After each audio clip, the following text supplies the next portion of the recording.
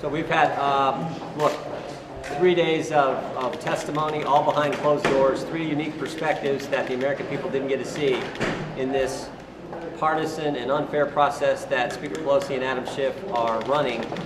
Again, all based on an anonymous whistleblower with no firsthand knowledge, who has a bias against the president, has been reported, worked with Vice President Biden. And the question I keep coming back to is, why don't we know who this individual is?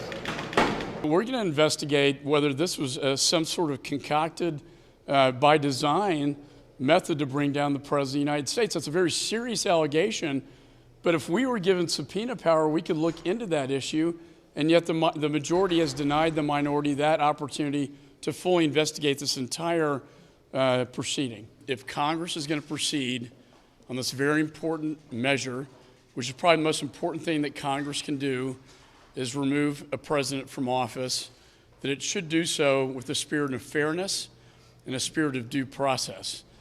And everything I've seen has defied that. Adam Schiff still hasn't answered the question of Michael McCall.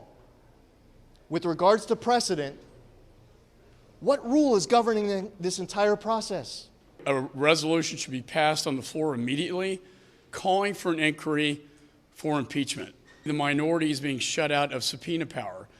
I would ask you to look at all historic precedent from President Nixon to President Clinton, where the minority was afforded subpoena power. They are rushing to judgment, just trying to roughshod the process through while all the members are back home, hearing testimony in the most secretive room in the Capitol to get this done as fast as they can, because they know if they don't get it done now, it's not going to stick. If he is impeached in the House, the Senate will look at fairness.